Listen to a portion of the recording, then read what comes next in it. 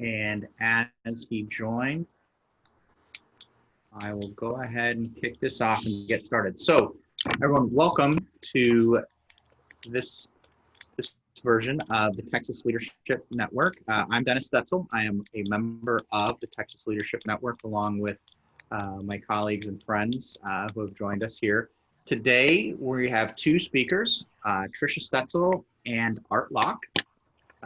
Trisha is going to be presenting to us and talking to us specifically about 3 strategies to attract your best clients.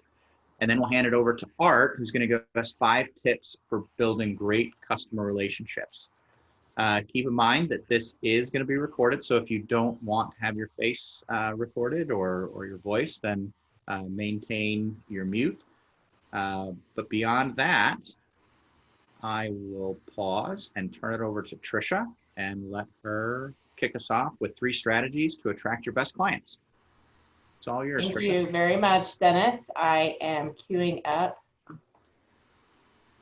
my presentation. Thank you all for being patient with me.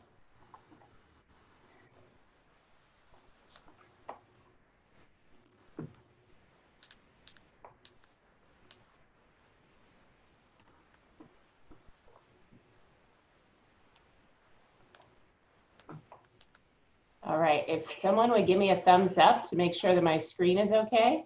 Thumbs up. Perfect. Wonderful.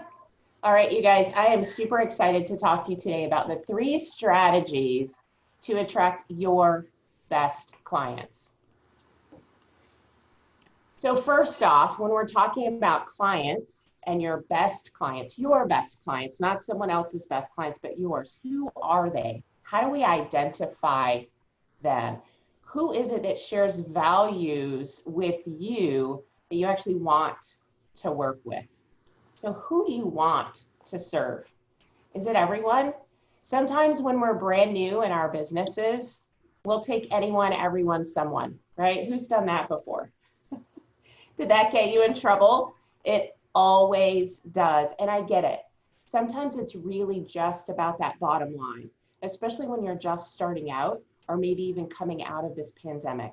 But what I want you to keep in mind is that you don't have to take anyone, everyone, someone, because there is a line of people out there that share your same values and want to buy your product or service and would be the most amazing clients for you. You just have to target them. That's all.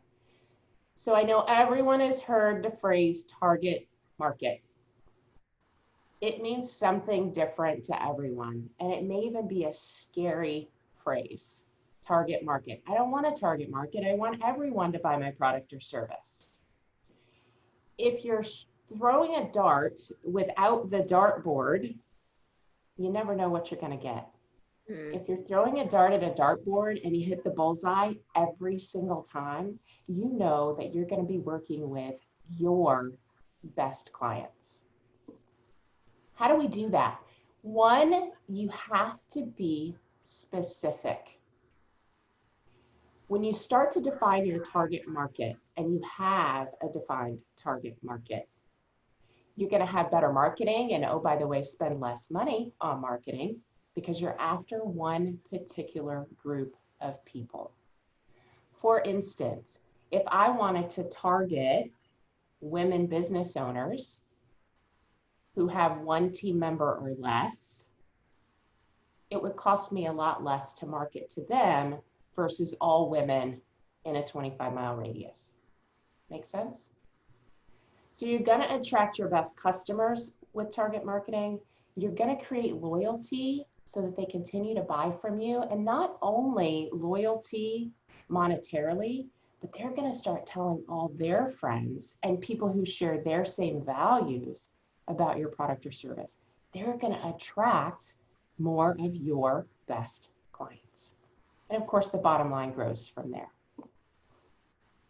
The more you know about your target market, the easier it is to replicate. So I would challenge you, write down your target market. Take a pen and paper, target market. You've probably tried it before. Maybe you want to try it again. Sit down and really concentrate on who is your best client, what do they look like, and write their name down. Write their name down. Who is it? It might be Bob, it might be Sally, it could be the guy down the street. Write their name down and start to describe them. How old are they? Are they married? Do they have children? How old are the children? Are they homeschooling right now? Or are they hiring a tutor? Do they live in a community? What kind of house do they live in? What neighborhood are they in? How far away from you physically, if that matters, are they? What's their occupation? Are they working from home right now? Are they in oil and gas? Do they own their own business? What about their spouse, if they have a spouse? What kind of work do they do? These are all of the demographic type questions that you need to ask or write about your best client today. So who is it? Bob is your best client. Describe him. There are a lot more to this list. This is just the top 5. So start that. The other thing you need to think about are the psychographics. What is their lifestyle? What are their hobbies? Do they like to boat? Does the husband play golf? Maybe the wife plays tennis. Are they part of a club? A boating? Do they sail? Are there kids in a club? Their kids might be in a club as well. Those are all things that you need to take into consideration as you hone in on that target. Remember, when you throw a dart at a wall with no dartboard, you get anything or anyone. When you throw a dart at a dartboard with a target on it, you get closer to the people that you want to work with. And they know people just like them. They're going to attract more clients that you want to work with. So what do your best clients want? So now that you've identified them, now that you have your target market identified, you have to get in their head. What do your clients want and how can you serve them? First, you have to learn their thoughts. Well, how do you do that? Gosh, I wish we could all read minds. How amazing would that be, reading minds? Well, we can't, but we can certainly put ourselves in their shoes. What if, when you put yourself in their shoes, you thought about their frustrations and their fears and their wants and their aspirations? So if I want to attract women business owners with 1 team member or less, and they happen to be in the hairstylist business, I need to put myself in her shoes and think about, what is she frustrated with? What are her fears? Maybe she's frustrated because she makes appointments and people don't show up. What is her fear? Maybe she's afraid that no one will even call to make an appointment.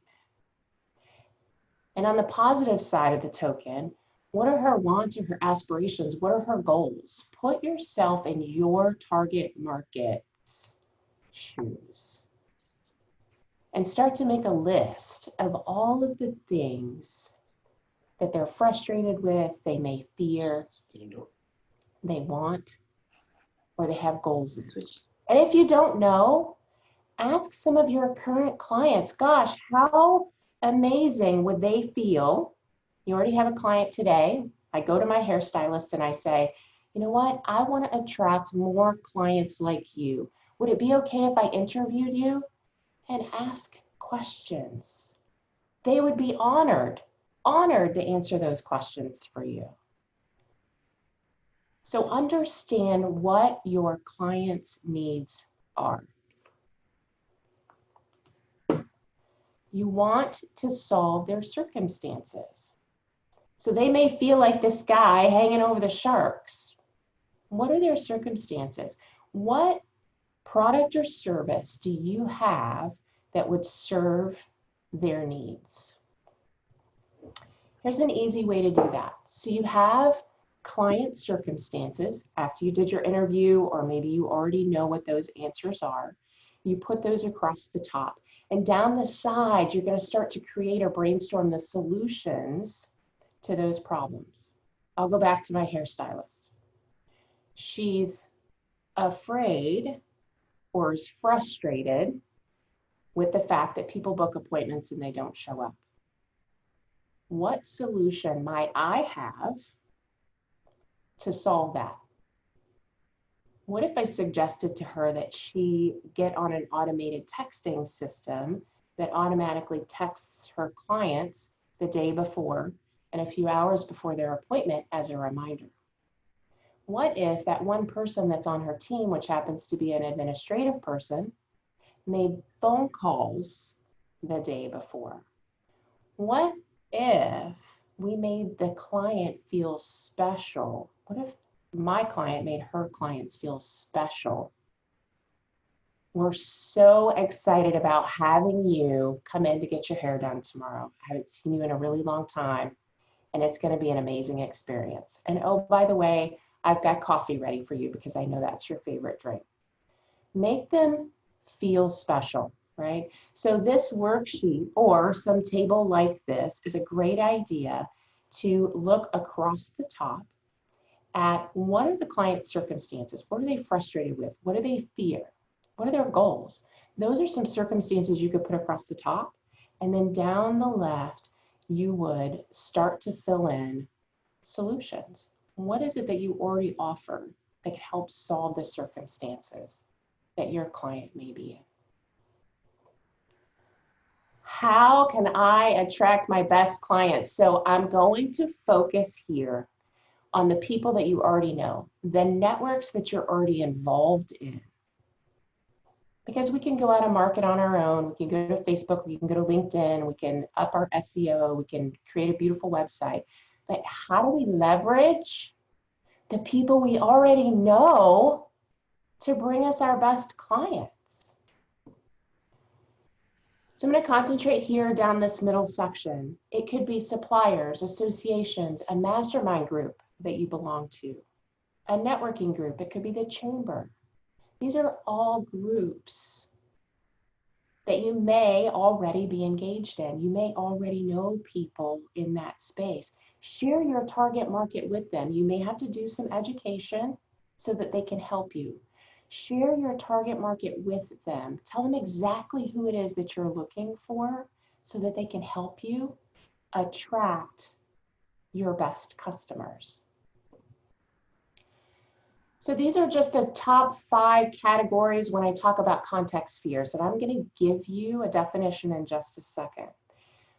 But when I have a target market, what I really want to do is I'm looking to build relationships with other business owners who can send me my best clients, right, where I'm networking. I'm going to look at my target market and figure out who else is my target market buying a product or service from. Who else is my target market buying a product or service from? So let's go back to the hairstylist. So the hairstylist, my best client, is my target market. Female business owner, 1 person or less. She's in the, what I would consider the health and wellness industry. What if I went and built a relationship with someone who's in event services, like a wedding photographer? Do you think a wedding photographer might be able to introduce me to more hairstylists? You bet. What about financial services? Do you think that my hairstylist has a CPA? Do you think that CPAs or bookkeepers are working for other hairstylists? You bet. Those are the people that I want to go back to and start to build relationships with. Tell them who my target market is and share referrals with each other. So when I talk about contact spheres, I was talking about financial services or somebody who's in the event industry, the CPA, the bookkeeper, or the wedding photographer. These are people that my clients, my best clients, are going to for a different product or service. Or It may be they're going to someone on advice on how to find me. Or they might know about my ideal client before me. So that's what a contact sphere is. It's somebody that you probably already know that shares the same target market as you. All you have to do is ask. So let's go to this example. Health and wellness. That's where my hairstylist is in this box, right? She is also my target market. So I could go into the health and wellness space, maybe to go build a relationship with a spa owner or someone like that, right? And health and wellness that would help feed that hairstylist back to me. Or it could be home services. Maybe I know that my hairstylist lives in a particular neighborhood and they use a particular service. It could be an HVAC person or a plumber. Those people interface potentially with my client. Now, I use a hairstylist as an example. You could put anyone in that target market. Who is your best client? And remember what I said at the beginning. Think about who your best client is right now. Write their name down and describe them with the demographics and the psychographics. Hone in on that target market. Figure out what their circumstances are and how your product or service can service those needs, and use your networks to feed you your best clients. Again, remember, the 3 strategies to attract your best clients are identify your target market, understand your client's circumstances, and use your networks. Thank you. Thank you, Trisha. Great. That's great stuff. And what a way to become kind of a thought leader within your industry and attract more and more people through that immersion when you have that very focused target market and you're working with the same people, similar people, but in different contexts. They look to you as the thought leader and you're kind of the go-to gal for those hairdressers or whatever that particular target market is. Great job. Thank you for that. I'm going to pivot quickly and move over to Art Locke. And Art is going to talk to us today about the 5 tips. He's going to give us 5 tips for building great customer relationships. So without further delay, Mr. Locke, I will turn it to you for our 5 tips. Can someone disable and allow me to screen share? I'm not sharing Art, and hold on. Art, I'm just going to make you co-host. I don't know why you're not able to share. That's strange. Yeah, let's try that. I'm just going to make you co-host, and that should fix the problem. Yeah, I think Zoom has these little gremlins in it that I know. just All right. You should be able to do whatever you want now, Art. Looks like I can do it. Cool. Let's see if it comes up. Voila. Okay. Can you see my screen? Yes, sir. All right. Well, good. Well, welcome everyone. I know some of you on the call today. It's so good to see you here today too. So I want to spend some time just talking about once we are great at getting customers, what do we do to create long-lasting, profitable, loyal relationships? So I want to share with you kind of 5 things that I know work with my clients.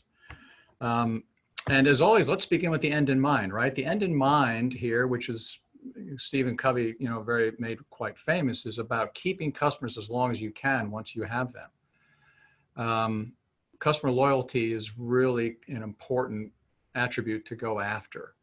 But it's sometimes hard because I think in the world of business, when we're first getting into business ourselves, we're very focused on the left side of this scale. We're very focused on customer acquisition, right? You can't have a business without customers, of course. So we develop really strong skills and a strong orientation toward marketing and selling and acquiring customers. We also know, however, that it's also hard to sell to new customers. You've all seen these stats, right? It's always harder to get a new customer than it is to keep a current customer.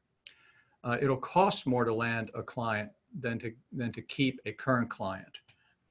And yet, I find often that our clients may not have specific customer retention strategies. And I ask my clients to say, so, you've got specific strategies for sales and marketing. What are your strategies around retaining the customers you already have? And quite often, there's really not a good answer to that. They don't think about customer retention as a program the same way they think about selling and marketing as a program. And in this world, we also know that customers in general will not complain to you if they're unhappy. In most cases, they'll simply leave. We recognize too that, if you can retain customers, and this is a stat that not a lot of people are aware of, that if you can decrease customer turnover by a few percentage points, 4 or 5 points, you can actually drive your gross profits and net profits from 25 to 75, 90% higher, depending upon the industry. So if you're in a business where, and I love in particular in this trades are great examples of this. Home care services are great examples of this, where they have lots of customers who are spending a certain amount of money each month for repetitive services, maid services, pest care, lawn care, that kind of thing. The profitability enhancing capabilities of retaining clients are tremendous for your P&L and your balance sheet. So there's plenty of great reason to focus on that part of your business, just as much as you focus on client acquisition, customer acquisition. All right, so what I want to do here then, so how do we create those relationships? How do we, cement the kind of loyalty we really desire with customers? How do we bind customers to us? And one of the things I've learned, and you look at industries, particularly service industries, is that bad service itself is generally the single biggest cause of customer attrition. People can have problems with products along the way, but bad service is something we all hate, right? I mean, we've all been there. We've all been on the phone with a company that was really difficult to do business with. We've had to call the same company more than once to get a simple problem fixed. People, we're dealing with people who maybe aren't as skilled enough to handle us as well as we'd like. Commitments are not kept after they've been made. We've all been there in our personal lives, and we know how frustrating it can be when we're the victims of bad service. And so how do you avoid bad service situations? Well, one is unmet expectations are really the contributor to bad service experiences. And so this is the thing I really try to drive with my clients, is that your customers come to you with a set of expectations about how it's going to be when they do business with you. If I'm working with an interior decorator, I have some set of expectations about what that experience is going to be like. And my expectations may be completely off the wall. They may be not rooted in reality at all, right? But if I as the business owner, if I haven't taken time to talk about and kind of level set expectations, I create the seeds for a bad service experience. And the problem is that expectations can either be spoken, right? Or they can be unspoken. And this is one of the things in business, particularly if you're in the service sector. We're not talking about people here who are delivering kind of hamburgers where it's ordered. But if you're trying to build a long-term relationship, it's really important to understand that people come into a business relationship with both unspoken expectations of how things are going to work and spoken expectations. Your job is to surface those expectations and reset expectations so that both you and the customer have a good sense of what's going to happen and what you're going to deliver, how it's going to be delivered, and in doing so, how you're going to create the kind of satisfaction and loyalty you want. And so in the service world, and I think many of us on the call today work in the service sector, we're selling B2B in many cases, in some cases selling B2C, but maybe selling a very complex service. I want you to think about service complexity. I want you to think about the business you're in and how complex it is, because there are businesses that are typified by what we'd call kind of low customer involvement. Fast food's a great example. I may order something, but I'm not involved personally in making the food, right? I place an order, someone goes offline, creates my order for me, delivers it to me, I pay, it's kind of done. Gas is kind of the same thing. right? I mean, there's not a lot of customer involvement in gas. Well, in some states, yes, we have to pump our own gas, but there are states where you don't even do that, right? You just sit in your car while people fill up your car for you. So on the other end of the scale, you have things where there's very high customer involvement. And better said, the customer's part of the delivery process. The customer's part of the service or product that you're actually trying to deliver. And these are some great examples. Healthcare is a great example, right? Healthcare happens to me personally. I am part of that service being delivered. Mortgage origination. If you've bought a home in the last 5 to 10 years, you know how hard it is, how much work you have to do to actually get the home sold, right? And so think about where you and your business and your customers kind of fit on this scale. And the more the customer's involved in the actual delivery of the service, the more there's a chance that expectations will be misaligned or misset. So I would argue that if you're in one of those service complex businesses, one of the tips to great customer loyalty is to be very explicit about the expectations of working with that customer. Exactly what will happen specifically. And this is something, this framework is one I use quite often. So take time to talk to the customer about, one, what's the result they can expect in working with you? And be very honest. Use SMART criteria where possible. By the end of this year, what we'll have accomplished together is X. Or at your next visit, we're going to work on this.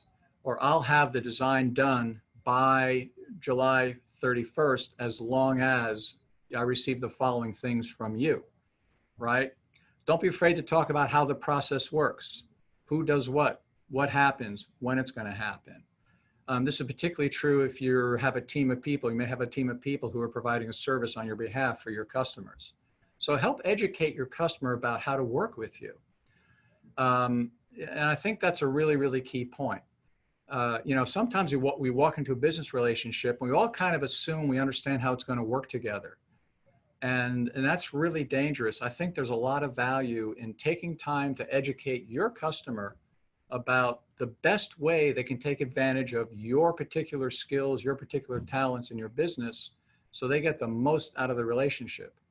Educate your customer about the best way to use your business. And in the process of doing that, you set expectations about how it's going to work.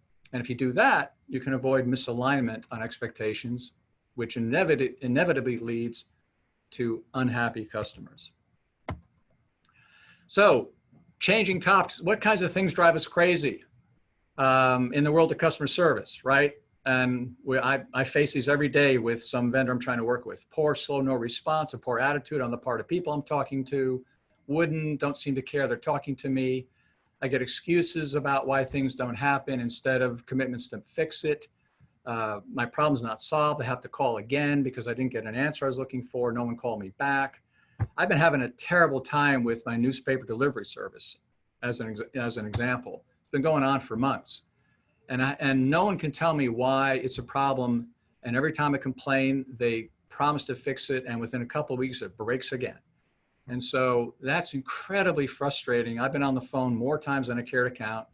They've credited my bill probably for 5 weeks of service in the last 4 or 5 months. It's a ridiculous situation. I've tried to cancel. They always reel me back in somehow, wasting my time. It's just one of those situations that we all run into that drives incredibly crazy. And I work really hard with my clients to make sure those situations don't happen in their businesses, right? So these things happen. But when they do happen too, I want you to think about how to kind of flip your paradigm now if you're the business owner, because your customers are going through this. No matter how great we are, right, at what we do, we can't please everybody all the time. You're going to get dissatisfied customers. If you've done a good job of setting expectations, you'll probably have fewer of those dissatisfied customers, but they're still going to be there. What I want you to do is to start to think about complaints and problems your customers have as enormous opportunities. These, in fact, are really just nuggets of gold. Whenever you have a client who's got a need that's unmet or who's confused or unsatisfied, it's an opportunity for you to rebuild the relationship, and not just for this customer, but perhaps to learn something that can benefit other customers as well. And You know, a lot of us dread customer complaints. We don't like, of course, we don't like to have it pointed out that maybe we're not doing the best job we could. I get it. But think of these as real opportunities to excel. By the way, there's a whole body of research that says customers who have had a problem and it's been fixed by a company, fixed effectively, are actually more loyal to that company than customers who never had a problem with the company.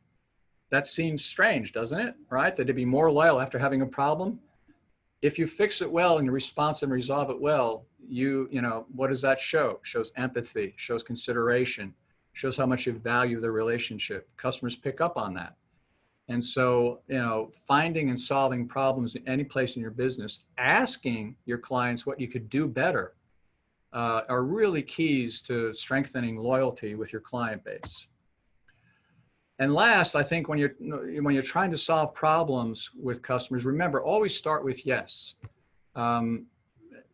This is, in the world of customer service today, I find this can be one of the cardinal sins committed by customer service reps. You're talking to a company, you've got an issue. A lot of times they'll throw policy at you, procedures, they'll tell you what they can't do. I would always urge you to start with yes. Your people, whoever is your customer service interface in your company, if you have employees, train them, train yourself to start with yes. I can help with that, absolutely. Got a problem?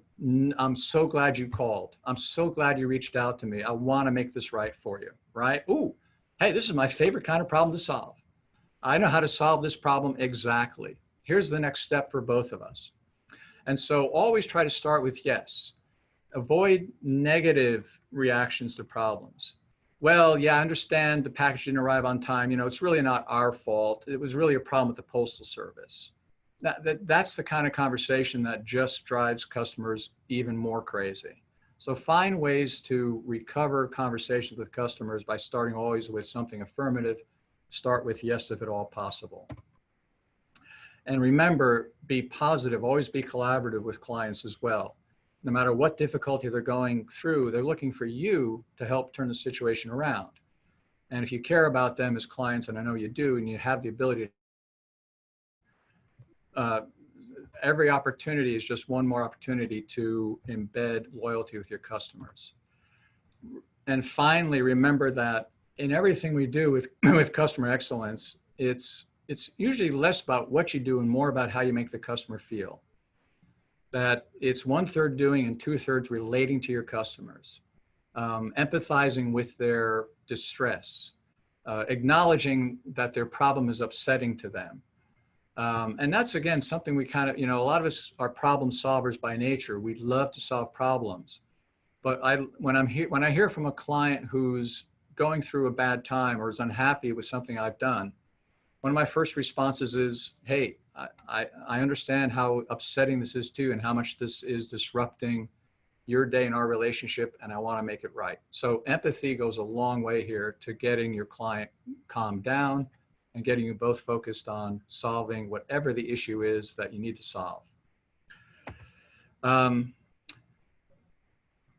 Customer loyalty is priceless, and one strategy to use here continually, if you think about your businesses and ask yourself, is it easy for your customers to do business with you every way they touch you and touch your business? And so ease of doing business is one of those things that's been proven to increase customer loyalty. And, you know, you can have customers who are satisfied but not loyal. And a lot of customers in that space, you know, they're satisfied with the service, but they're not really loyal to the company. If something better comes along, a better price, they'll jump. So how do you have customers both satisfied and loyal? And one of the ways you do that is to make sure you make it very easy to do business with you. If you ever do, there's a customer service survey methodology. It's called the customer effort score. And it's a great way to just kind of test how easy it is for people to do business with your company. And I don't get into survey data here a lot, but this customer effort score is a much better predictor of loyalty than customer sat or net promoter score of any of those things. But what I really want you to take away is, from your marketing to your selling, to your expectation setting, to your service delivery, to your billing and invoicing and payments. What can you do? What can you and your team do to make it easier and easier for your customer to do business with you? The easier you make it, the more loyal they will become. That relationship is very strong. A simple example is can I make sure that a customer with a complaint only has to contact me one time to get that complaint resolved? Anytime they have to contact me more than once, I've made it harder for them. I've created friction in the relationship. Anytime I create friction in the relationship, I'm going to decrease loyalty to me as a customer. And eventually, if I keep doing that often enough, they'll go someplace else. All right, so think about your business. This is a retention strategy, right? Remember, I talked about retention strategies up front. One of the retention strategies I suggest is think about how your business is run today.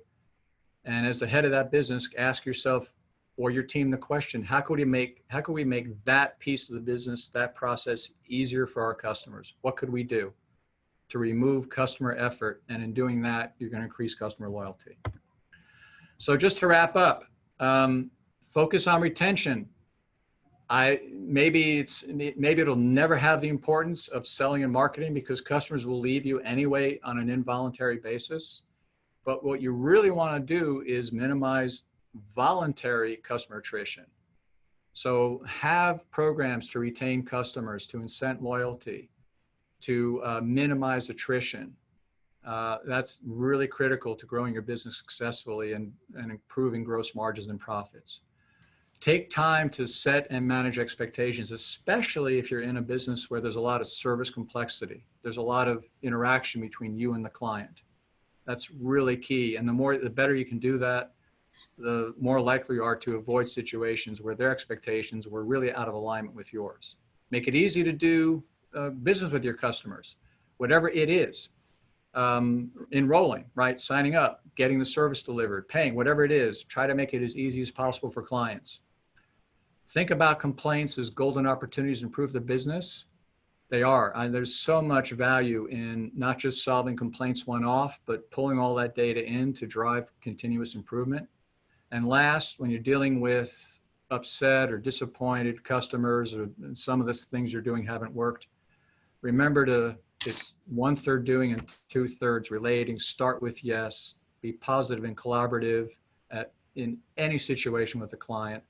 And these 4 or 5 things together will really drive the kind of loyalty you want, extend the length of time customers are with you, increase your profits, and that in turn is going to drive resales and referrals that further fuel your business. All right, so that's all I have today. I'll turn it back over to you, Dennis. Oh, we have a question? Yeah, please. Yeah. We've all heard the adage, the customer's always right. Can you tell me your thoughts on that with customer service? Yeah, I think that's a really great question. So I think you have to handle customers out of respect and courtesy for them. But I also think that there are times when customers, will ask you to do things that you really can't do well or go above and beyond the scope of what the agreement is. And so in my business, there are times I think when it's very fair to say, I understand your concern. I understand what you'd like me to do. It's not something I can do in this case. Not every customer is a great customer, as we know, right? I do think part of the expectation setting piece will help you move away from customers that are maybe not a good fit for you as well. So, that's a piece of wisdom, which I think when it comes down to, can I still turn a good profit? How important is this customer in my business? I'll tell you, Mark, if it's a really big customer, I will probably do anything for that customer, right? Within reason. I'm not going to do anything illegal or anything like that. If it's a small customer, I may say, I'm really sorry. I understand what you'd like me to do, but I really can't deliver that for you. And there may be a better fit for you someplace else. If you'd like a recommendation, I'd be happy to do that.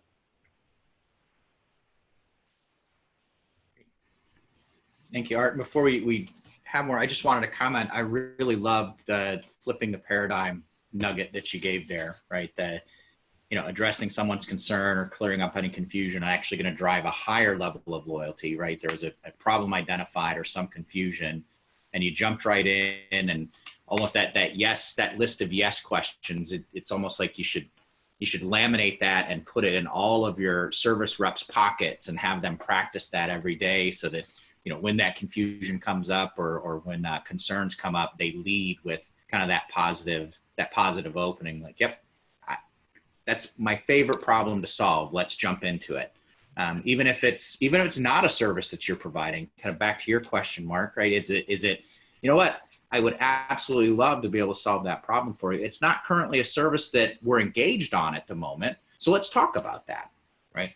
But turn it into a positive. I think that's really, really huge when you're dealing with customers.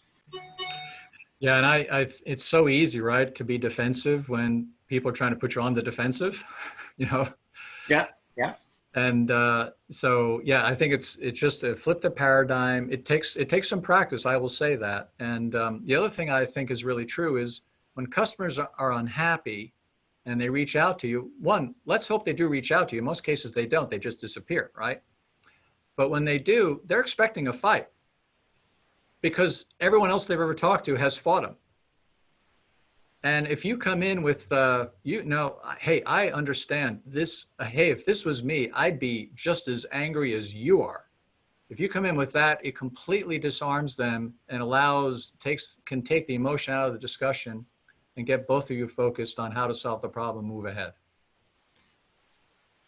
Just to add to this conversation, there's something that I've used a lot with people and I think works very well, which is regret, reason, remedy. Now, if you think about big companies, when something goes wrong, they very often forget the regret bit. We're really sorry this happened. The reason it happened is this, and this is what we're going to do to fix it. You can use that with everybody. And it's always good to start with the apology. I'm so sorry, I understand your situation. This is why it happened, and this is how I'm going to fix it. That's great. Anyone else have questions, comments, stories to share? Do have something from the chat line from Max Toy. His comment is, the customer is not always right, but he or she is always the customer. Following on Art's yes, we always respond with yes and. Mm-hmm. Yes and it will take this long and cost this much. This throws the choice back on the customer. Yeah, that's great. Yeah, really powerful. Yes. Yeah, the expectation setting piece is something, I call it onboarding, expectation setting, whatever. And, you want to avoid the situations where you and customers are really at odds with each other. So do the best job you can of setting good expectations. Do the best job you can of educating the customer about how to work with you. And those situations where it comes down to you and the customer really at odds about commitments or delivery, they're never going to go away entirely, but you can minimize those if you really pay attention and set expectations up front in a more careful, comprehensive way. And there's definitely something to that proactive approach as well. In some cultures, specifically south of the border, when I lived in Mexico City, some feedback that I got from clients there was, by the time we speak up, it's too late. Mm-hmm. I will hold my tongue and bite my tongue until I've already decided to get rid of you. So if I'm not giving you proactive pats on the back and telling you how well you're doing, you should be asking me. Don't assume that silence means that I'm happy. And those are kind of words to live by going forward, right? Yeah. Something I have heard too, and I like and live by. Do we all remember Joey on Friends? Joey Yes. pops into the room. First thing he says is, "How you doing? How you doing?" We talk about using the reverse Joey instead of saying, "How you doing? How am I doing?" And it's called the reverse Joey. It's very effective. What you're saying, Dennis. Great. It's a good nugget. Okay, so we've got a little more than 10 minutes left. I will leave it open. Anyone have questions, comments, or additional stories? Any of the coaches?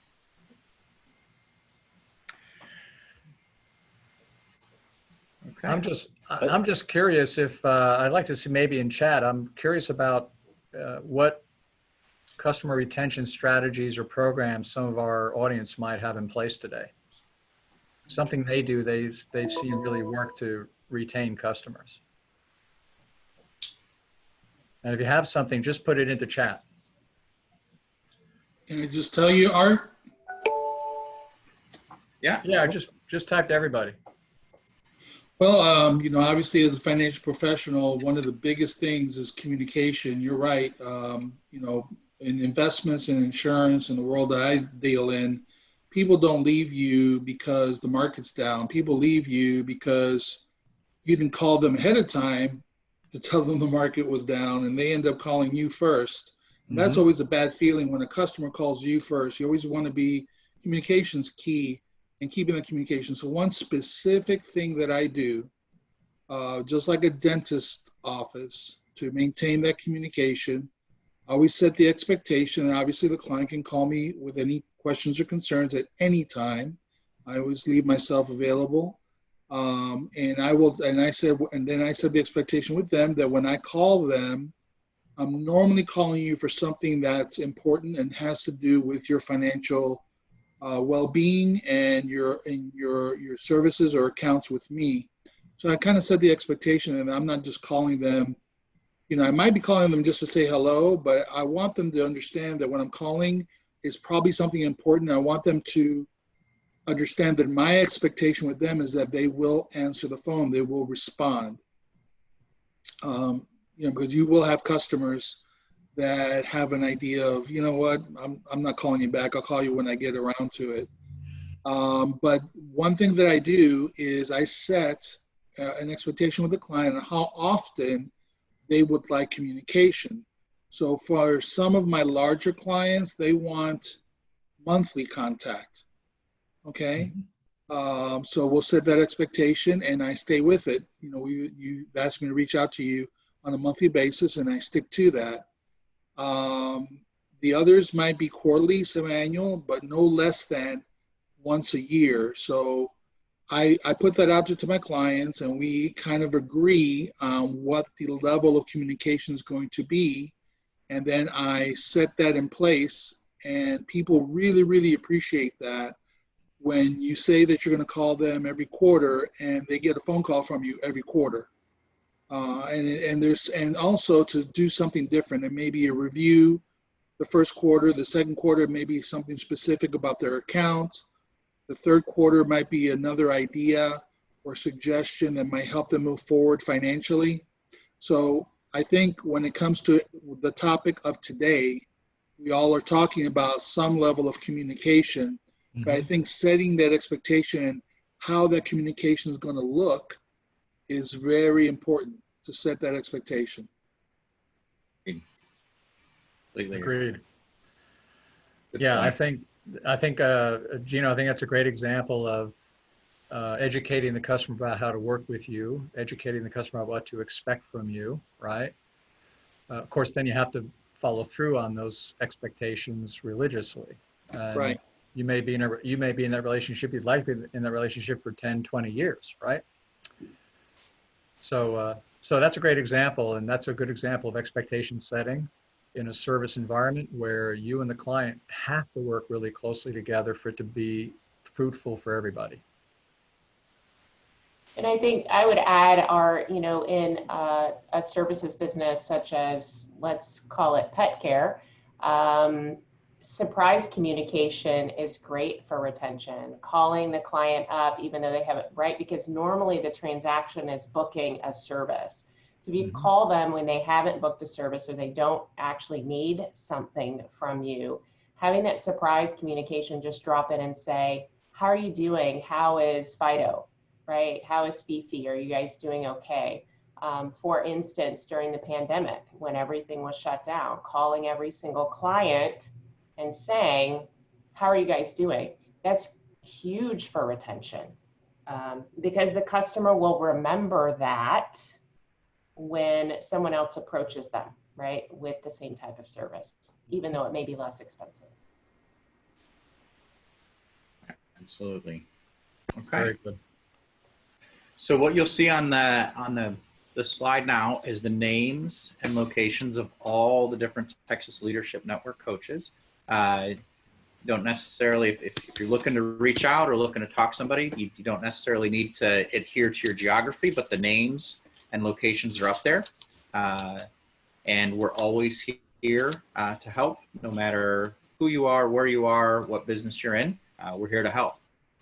So on behalf of the Texas Leadership Network, I want to thank everyone for joining.